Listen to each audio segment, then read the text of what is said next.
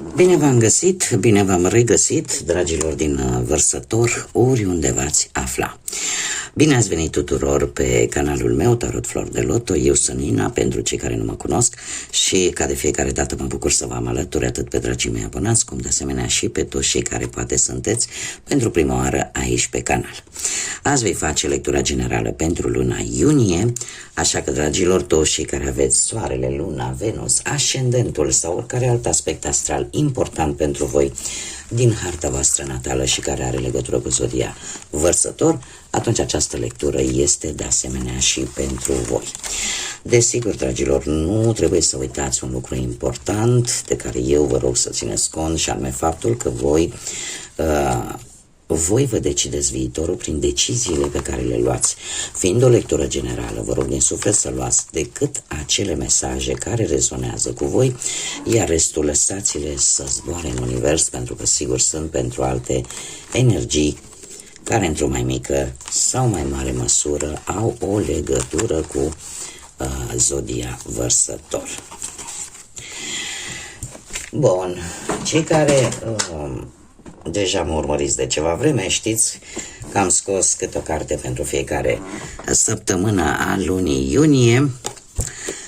Și haideți să vedem, prima săptămână avem Sulița. Prima săptămână se pare că există ceva acolo care încă vă frământă în sufletelul vostru, există o situație care încă vă macină și probabil că este vorba despre ceva ce voi ați pierdut. Poate să fie poate o persoană, poate să fie o relație, poate să fie o situație, poate să fie legată de bani, dar ceva ați pierdut și încă există o rană acolo care nu e vindecată, încă vă frământă chiar și în prima săptămână din iunie. A doua săptămână vine cu Cămila, se pare că ar trebui să nu vă lăsați, să perseverați. De ce? Pentru că aveți resurse și puteți să depășiți cel puțin poate această problemă. Și vă veți da seama de lucrul acesta poate chiar din a doua săptămână. A treia săptămână vine cu Mărul, vine o tentație, vine un test, vine o lecție importantă în viața voastră.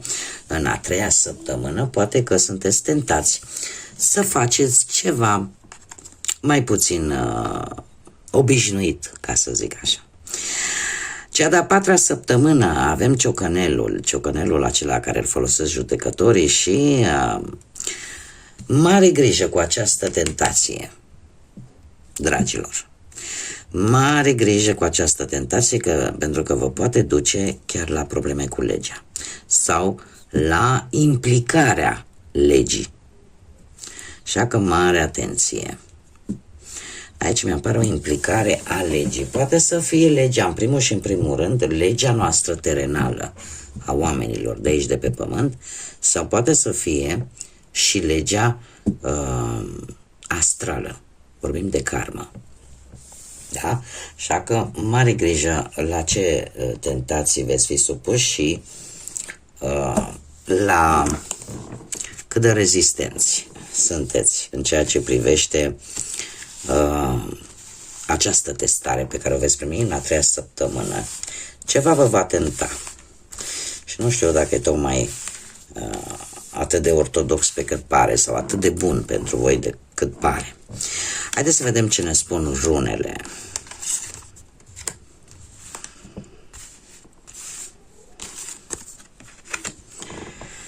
Haideți să vedem.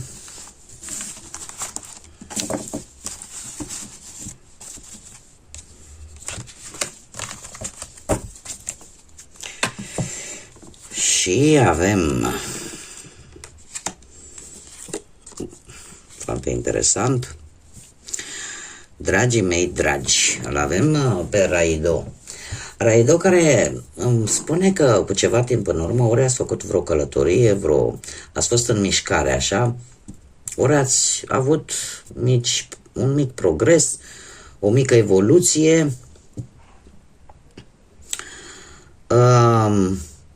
Nu știu dacă zodia Săgetător vă spune ceva, dar eu ce pot să vă spun, nu știu, ori v-ați mutat într-un alt loc, ori că v-ați hotărât voi așa brusc, nu știu, poate să achiziționați ceva ce era important pentru voi și care v-a ajutat să vă mișcați.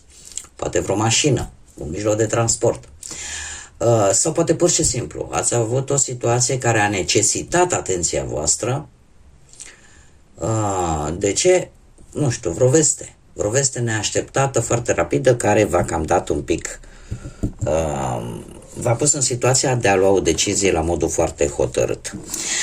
În prezent avem Eoaz. Eoaz îmi vorbește de asemenea de mișcare, îmi vorbește de asemenea de progres și nu știu de ce, dar e o schimbare legată de transport, de mișcare, de călătorii, în mare parte. Nu știu dacă zodia Gemeni vă spune ceva, dar voi în acest moment trebuie să luați o decizie importantă vis-a-vis de două aspecte, de două situații, de două persoane, de două relații. Și cumva are o legătură cu călătoria, cu transportul, cu ceva. Luna iunie pentru voi avem runa Kenaz. Runa Kenaz care îmi vorbește în mod normal de cunoaștere, de ceva care în mod normal trebuia să iasă la lumină. Vor fi lucruri care se vor bloca, dragilor. Dacă vreați să aflați un anumit răspuns, se pare că sunt slabe șanse să-l aflați în iunie. Pentru că ceva vă va bloca. Și eu aș spune că, mai ales pe planul ăsta, pentru unii dintre voi, al reușitelor poate, sau pe plan sentimental, sau al unei anumite dorințe pe care voi v-ați dorit din tot sufletul să se întâmple în iunie, totuși de moment este blocată, nu se spune că nu se va face, doar că vor apărea blocaje. Da? Vor apărea blocaje și unii dintre voi chiar veți avea parte de anumite rupturi în anumite relații, fie ele sociale, sentimentale sau de altă natură. Mergem mai departe.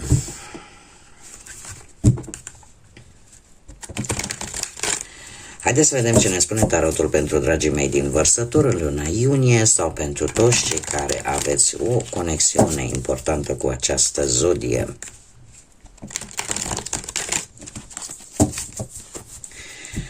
Haideți să vedem.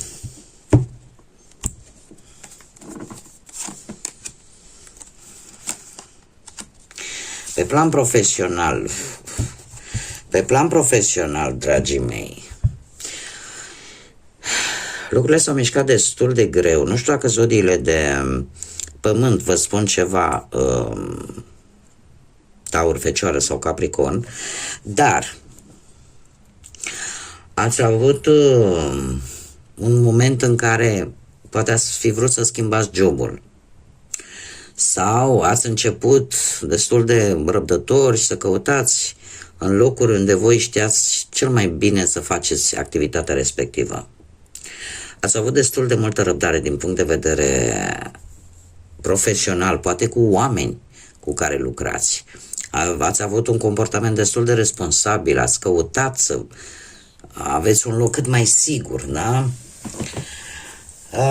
Ați încercat poate să onorați o anumită promisiune pe plan profesional, vis-a-vis poate de cineva, sau ați așteptat ca o persoană să-și onoreze promisiunea.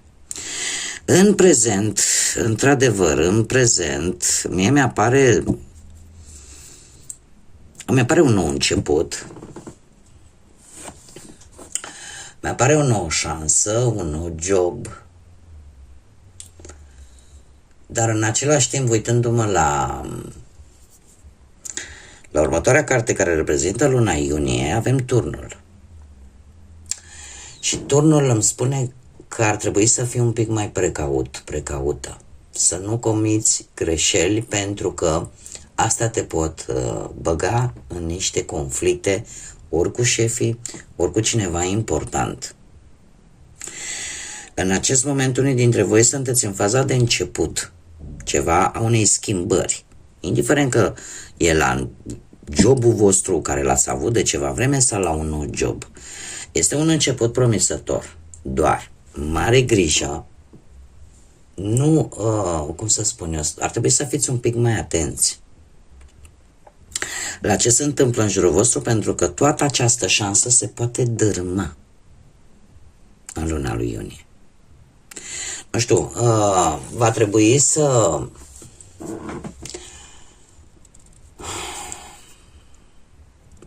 nu știu, o să fie momente, mai ales cu șefii. O să fie niște momente în care voi chiar trebuie să fiți foarte precauți, foarte atenți. Pentru că puteți pierde ceea ce tocmai ați câștigat. Așa că încercați să vă faceți treaba bine și fără să intrați în conflicte sau să intrați în tot felul de bârfe. Și, deci nu participați la ele, dar nici nu le alimentați. Haideți să vedem. Pe plan material. Pe plan material, dragilor, ați avut o pierdere. Cu ceva timp în urmă ați avut o pierdere, aș spune,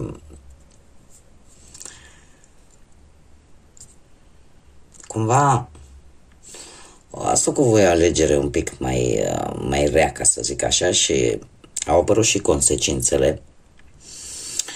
Dar se pare că de moment, cu acest as de monede care este mai ales pe partea banilor, ai parte de o mare șansă de prosperitate. De ce? Ori că ai primit niște bani neașteptați, ori că s-a rezolvat o anumită situație și cumva câștigurile încep ușor, ușor să crească.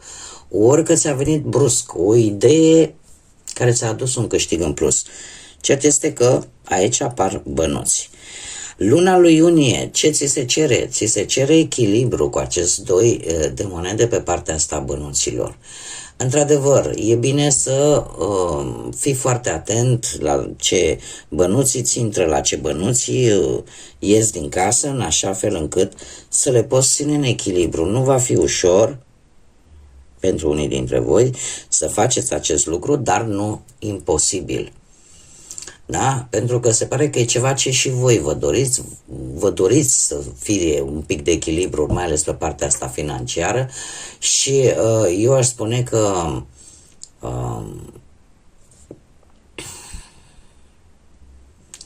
cum să spun eu, nu prea e momentul potrivit să faceți tot felul de speculații. Ar fi bine să vă axați strict pe ce este sigur. Da? Să nu încercați să... Hai că investesc aici, că dacă și cu parcă. Da? E bine să... ce în mână nu-i minciună, ca să zic așa. Haideți să vedem. Pe partea sentimentală, cei care sunteți într-o pereche.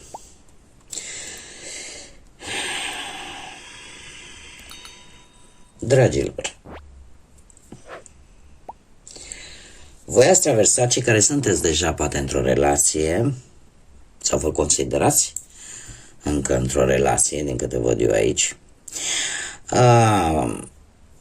Nu știu dacă ați pierdut pe cineva.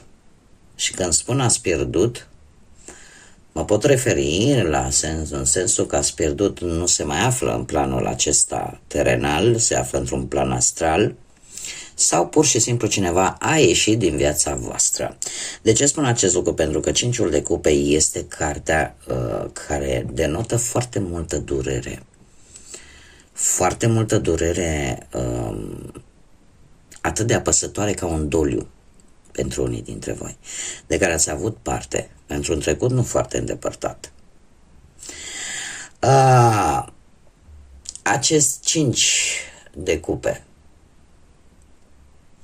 ne vorbește tare mult de o stare de singurătate, de o stare de blocaj pe planul sentimental.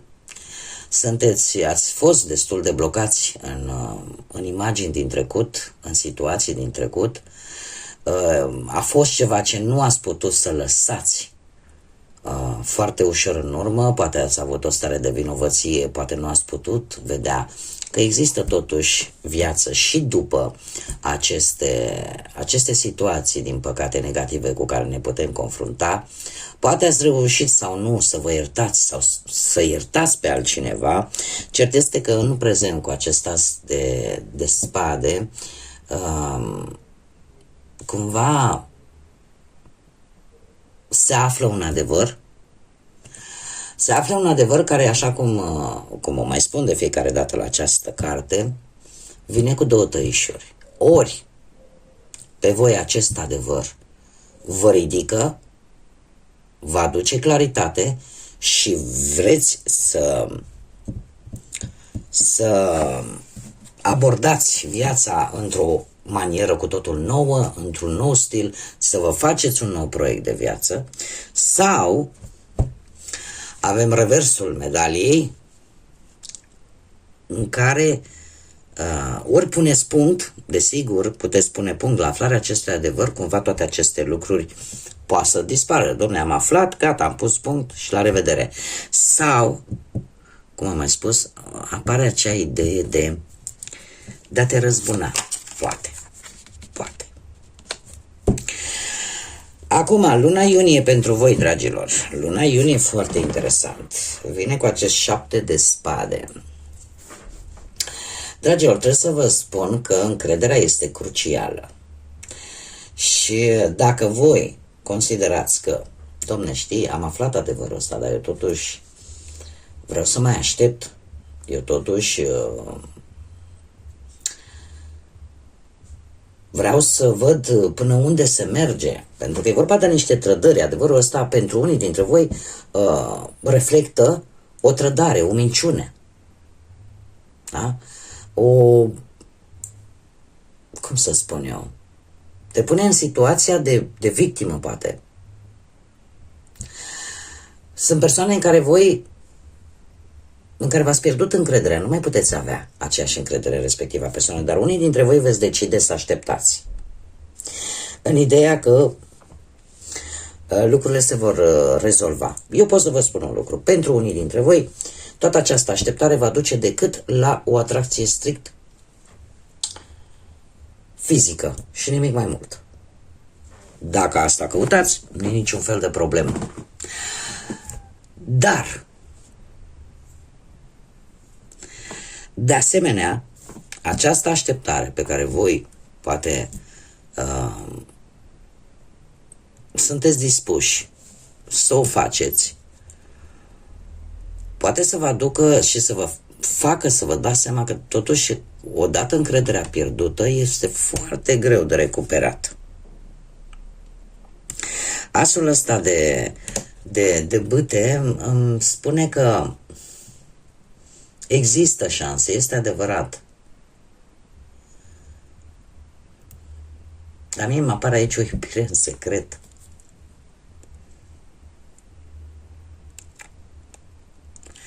Voi chiar dacă aparent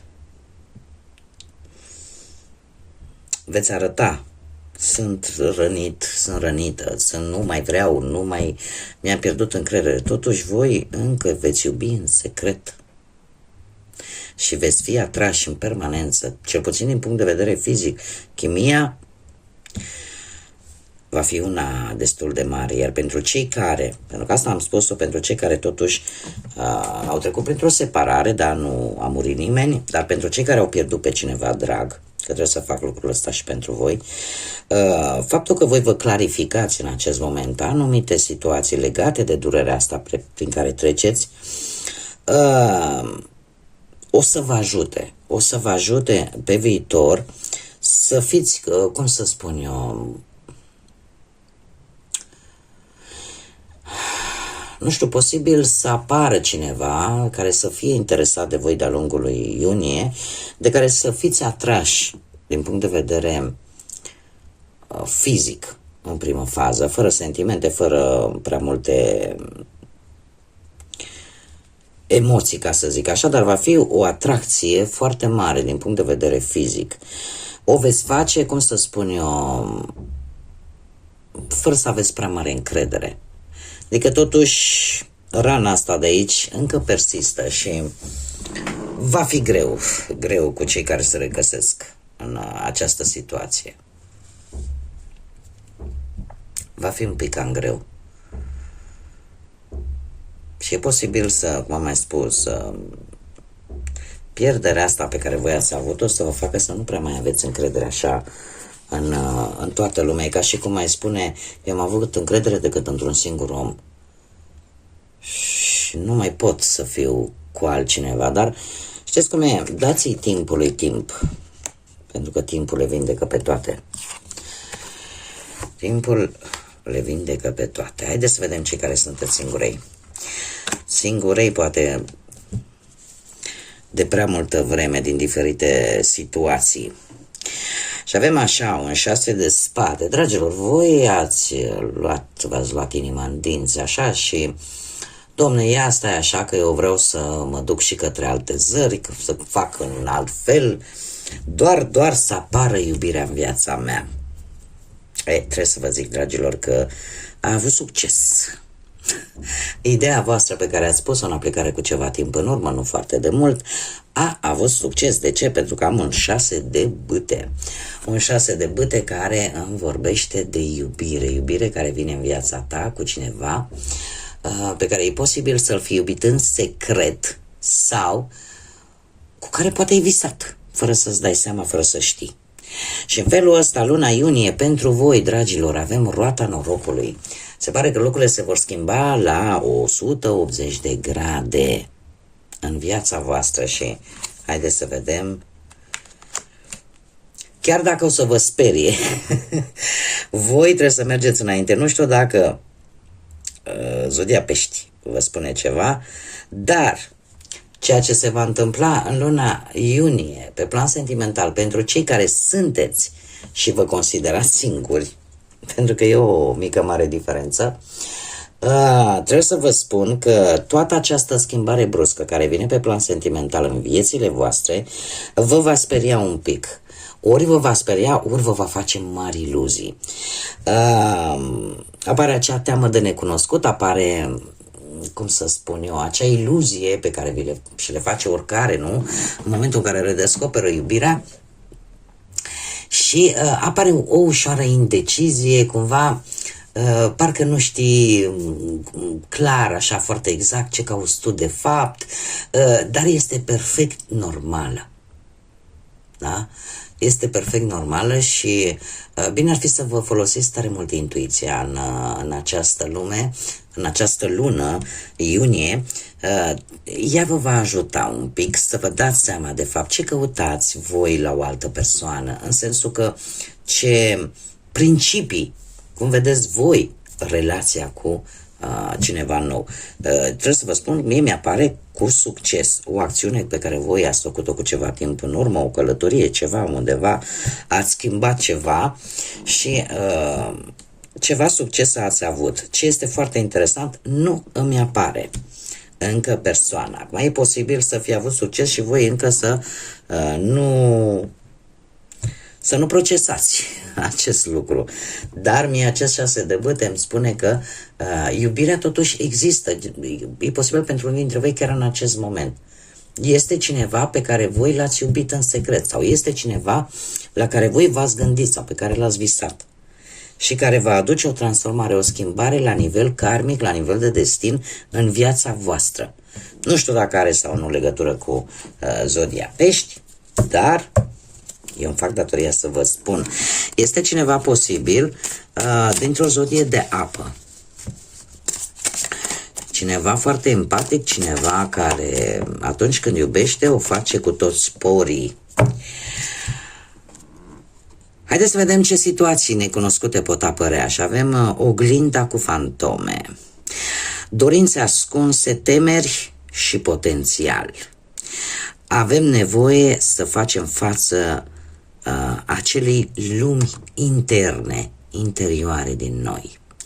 Exact cum bine am văzut, această situație se merge mână în mână cu acest arcan major, cu luna, în care, într-adevăr, de multe ori ceea ce ne blochează să înaintăm nu este cineva în concret sau o situație în concret, ci propriile noastre temeri, propria noastră lume interioară.